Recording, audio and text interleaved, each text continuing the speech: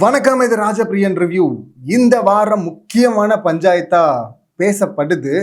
அங்கங்க சைலண்டா பேசிட்டு இருக்கிறாங்க. ஆனா ரொம்ப பெரிய முக்கியமான பஞ்சாயத்து.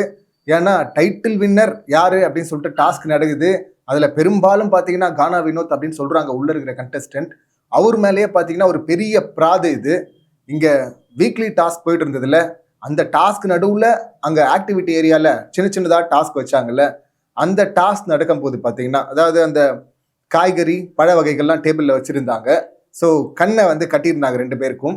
அப்போ ரெண்டு பேர் போயிட்டு அதில் கரெக்டாக எடுக்கணும். பிக் பாஸ் என்ன சொல்கிறாரோ அதை யார் ஃபர்ஸ்ட் எடுக்கிறாங்களோ அவங்களுக்கு பாயிண்ட்டு. ஸோ இந்த டாஸ்கில் திவ்யா கானா வினோத்தை எட்டி உதைக்கிறாங்க. கானா வினோத் கடுப்பாயிட்டு அவரும் நானும் உதைப்பேன், நீ எத்தி விட்டு சாரி கேட்குற அப்படின்லாம் எட்டி உதைச்சாரு. ஆக்சுவலி இந்த பிரச்சனை உள்ள இருக்கிற நிறைய பேருக்குமே புரியல என்ன நடந்துச்சு அப்படின்னு சொல்லிட்டு.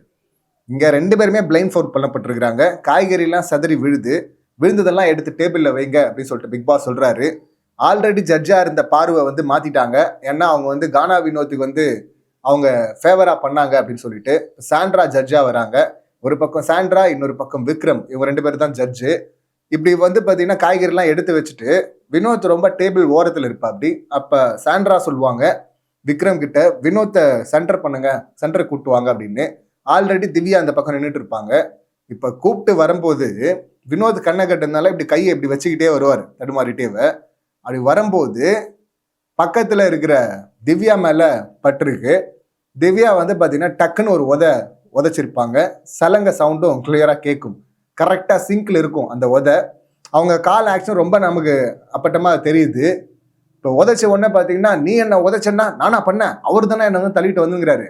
நீ என்ன உதைச்சனா அப்ப நானும் உதைக்கிட்டமா அப்படின்லாம் சொல்லிட்டு இவரு திவ்யா சைட்ல இருப்பாங்க. இவரு கொஞ்சம் பின்னாடி உதைச்சிருப்பாரு ரொம்ப ஸ்ட்ராங்கா. ஆனா அது படலை, நல்ல வேலை. பட்டிருந்தா ரெட் கார்டு தான் வெளியே தூக்கி போட்டிருப்பாங்க. ஏன்னா அது அந்த அளவுக்கு ஃபோர்ஸா இருந்தது இவர் உதைச்சது. நானா பண்ணேன் அப்படின்னு சொல்லிட்டு சொல்றாரு. அவங்க வந்து உதைச்ச உடனே பாத்தீங்கன்னா இமீடியட்டா சாரிண்ணா அப்படின்னு சொல்லிட்டு அப்படி நின்றுட்டாங்க. இப்ப அவர் உதைக்கிறாரு, தரைய உதைக்கிறாரு. டக்குன்னு வந்து இதை கழட்ட வந்தாங்க. அவங்களுடைய அந்த ஃபோல்ட் பண்ணதை வந்து கழட்ட வந்த திவ்யா டக்குன்னு அப்படியே ஸ்டாப் பண்ணிட்டாங்க. ஒரு செகண்ட் யோசிச்சு எதுக்காக ஸ்டாப் பண்ண அப்படின்னு சொல்லிட்டு அதுக்கப்புறமா பிரஜன் கிட்ட பேசும்போது அவங்க சொல்லிட்டு இருக்கிறாங்க, இது வந்து விக்கல்ஸ் கூப்பிட்டு வந்தார்ல, விக்கல்ஸ்க்கே தெரியல, விக்கல்ஸ் தான் பின்னாடி நிற்கிறாரு. இவர் வந்து விக்கல்ஸ் என்ன நினைச்சிட்டாருன்னா நம்ம தான் ஏதோ தெரியாம இடிச்சிட்டம் போல இருக்கு அப்படின்னு சொல்லிட்டு கானா வினோத் கிட்ட அப்புறமா வெளியே வந்தப்போ சாரி கேட்கிறாரு. சாரிங்க, நான் தெரியாம ஏதாவது பட்டிருக்குங்க, வேணும்னெல்லாம் பண்ண மாட்டேங்க, நான் அந்த அளவுக்கு ஒர்த் இல்லைங்க, அவனுக்கு அவ்வளவு தைரியம் கிடையாதுங்க அப்படின்லாம் சொல்லியிருப்பா. அப்படி நானும் வந்து நீங்க என்ன இடிறீங்க, இது உதைச்சிங்க அப்படின்னு சொல்லிட்டு அந்த கடுப்புல தான் நானும் உதைச்சிட்டேன் அப்படின்னு சொல்லிட்டு கானா வினோத் இங்க அந்தர்பல்ட்டி அடிச்சிருப்பாரு. அவர் உதைச்சது பாத்தீங்கன்னா திவ்யாவை தான் உதைக்க போனார். ஏன்னா அவர் கிளியரா சொல்லுவாரு, எட்டி விட்டு சாரி சொல்றாங்க அப்படின்லாம் சொல்லிட்டு பர்பஸா எட்டி உதைச்ச மாதிரி தான் இருந்தது. அது உதைச்சாங்க தான், உதைச்ச மாதிரி இல்லை. ஸோ அதனால அங்கதான் உதைச்சாரு தவிர அவரு விக்ரம குறி வைக்கல, அங்க படலை. ஸோ இப்போ கட் பண்ணா ஆக்சுவலி லைவ்லேயே பார்த்தீங்கன்னா இதை பேட்ச் அப் பண்ணுறதுக்கு அதுக்கப்புறம் லைவ்லேயே கட் பண்ணிட்டாங்க. பழைய எபிசோடுடைய வீக்கெண்டு எபிசோடுடைய போர்ஷன் இருக்குல்ல, அதை எடுத்து பார்த்தீங்கன்னா கொஞ்ச நேரம் லைவை மேட்ச் பண்ணாங்க. இப்போ இதை உதைச்சதும் இவர் வினோத் வந்து அங்கே கத்துனதும் பார்த்தீங்கன்னா ஓகே ஓகே ஓகே அங்கே எல்லாரும் பேச ஆரம்பிக்கிறாங்க. அங்கே ஆடியன்ஸாக இருக்கிறாங்களா மற்ற கண்டெஸ்டன்ட், ஓகே கேம் போகலாம் அப்படின்னு சொல்லிட்டு கேம் போலாங்க அப்படின்னு சொல்லிட்டு திவ்யா வந்து அதை அப்ரப்டா கட் பண்ணிட்டு மூவ் பண்ண ட்ரை பண்ணியிருப்பாங்க. ஸோ இப்போ என்ன நடந்தது எக்ஸாக்டா அப்படின்னு சொல்லிட்டு திவ்யா அவங்க வருஷனை சொல்றாங்க. இதுவும் வந்து எக்ஸாக்டா நம்ம சொல்ல முடியாது, அது குறும்படத்தில் தான் தெரியும். இவங்க சொல்றது பிரச்சனை கிட்ட என்னன்னா சீக்ரெட்டா இந்த மாதிரி வந்து பார்த்தீங்கன்னா 2 முறை வந்து சைட்ல மேல பிரைவேட் பார்ட்ல கைப்பற்ற மாதிரி இருந்தது, தொடர மாதிரி இருந்தது. நான் ஒரு முறை வந்து கையை பிடிச்சிட்டேன், சரி விட்டுருவாங்க அப்படின்னு நினைச்சோம், திரும்ப பண்ண மாட்டேன்னு பார்த்தா திரும்ப பண்ணதும் எனக்கு கோவம் வந்துச்சுன்னா அதனாலதான் நான் உதைச்சேன் அப்படின்னு சொல்றாங்க.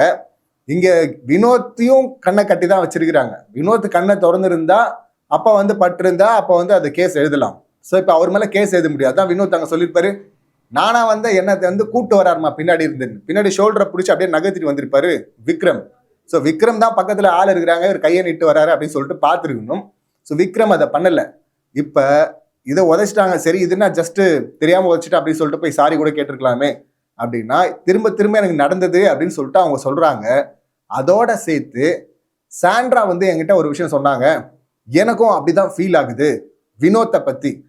அதாவது வினோத் உதைச்சது இந்த மாதிரி தப்பா வேணும்னே பண்றாங்க இன்டென்ஷன்ல அப்படின்னு சொன்னது, அதை ஒட்டி இவங்க இப்படி சொல்றாங்கன்னா வினோத் தப்பா நடந்துக்கிறாரு அப்படின்னு சொல்லிட்டு ஏதோ ஒரு சம்பவத்தை சாண்ட்ரா இவங்க கிட்ட சொல்ல எனக்கும் அப்படிதான் தோணுது அப்படின்னு தான் இவங்க சொல்றாங்க. இவங்க சொல்லும் போதே பிரஜன் என்ன சொல்றாருன்னா, புரியுது புரியுது புரியுது புரியுது அப்படிங்கிறாரு. அவருக்கு என்ன புரிஞ்சது? அவர் எக்ஸ்பிரஷன்ல இருந்து அவர் பேசுறதுல இருந்து அவர் சொல்ல வர்றது என்னன்னா, புரியுது அவர் அப்படிதான் பண்ணுவாரு. ஸோ திவ்யா சொல்றது என்னன்னா, ஏற்கனவே ஒரு சம்பவம் இருக்குன்னு திரும்ப அது நடந்தா பார்த்துப்போம் அப்படின்னு சொல்லிட்டு நான் விட்டுட்டேன்.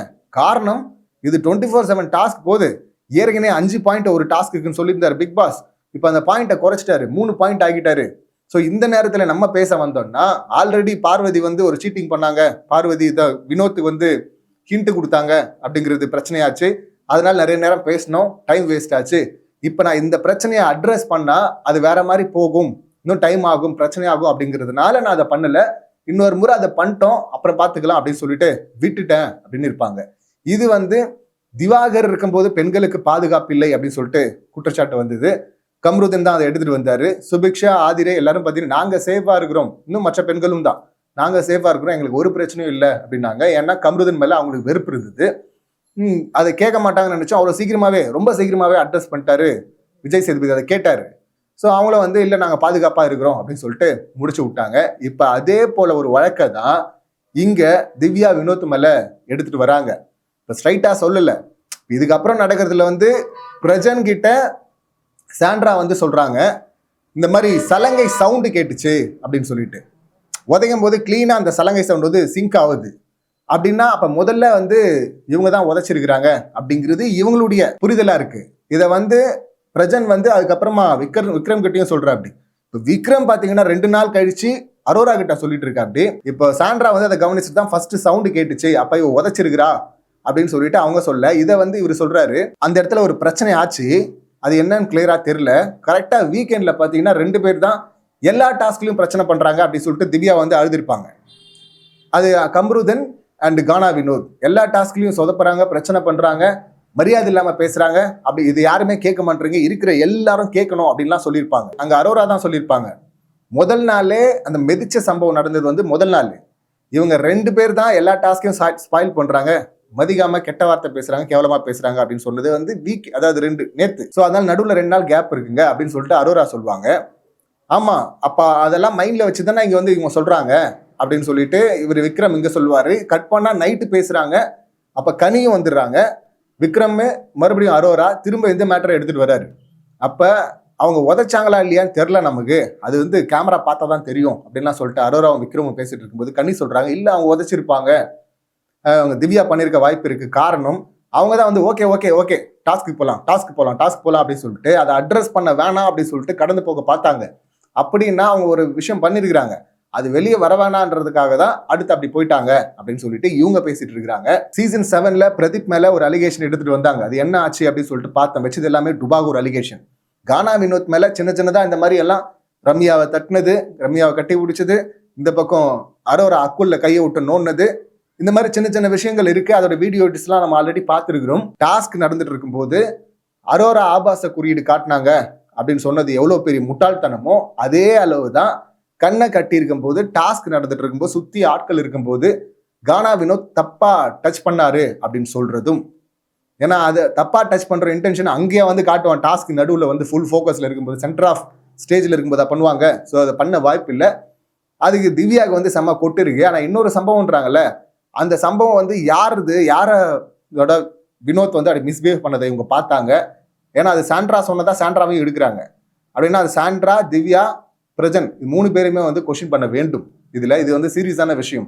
அப்படி வினோத் தான் தப்பு பண்ணாருன்னா, இப்போ ஒருத்தங்க ஒரு பெண் ஒரு கம்ப்ளைண்ட் வைக்க வராங்கன்னா எடுத்த உடனே அவங்கள போய் அடிக்க கூடாது, விடுவோம், அவங்க என்ன சொல்றாங்க கேட்போம். அதே நேரத்துல ஒரு பெண் சொல்லிட்டாங்கன்றதுனால உடனே ஆண் தப்பு இவன் பண்ணியிருப்பான் அப்படிங்கிற அந்த இடத்துக்கும் வந்துட முடியாது. எப்படி வாட்டர்மெலான் கேஸ் சீக்கிரம் முடிச்சார விஜய் சேதுபதி, இந்த விஷயத்தையும் ஆரம்பத்திலேயே முடிச்சாதான் சிறப்பா இருக்கும். அதான் அந்த ஷோக்கும் நல்லது, கண்டஸ்டன்ஸ்க்கும் நல்லது அப்படின்னு தான் நினைக்கிறேன். இந்த சம்பவங்களை நீங்க எப்படி பாக்குறீங்க? உங்க கருத்துக்கள் என்ன அப்படிங்கறத கமெண்ட் பண்ணுங்க. மீண்டும் அடுத்த வீடியோல சந்திக்கலாம். நன்றி, வணக்கம்.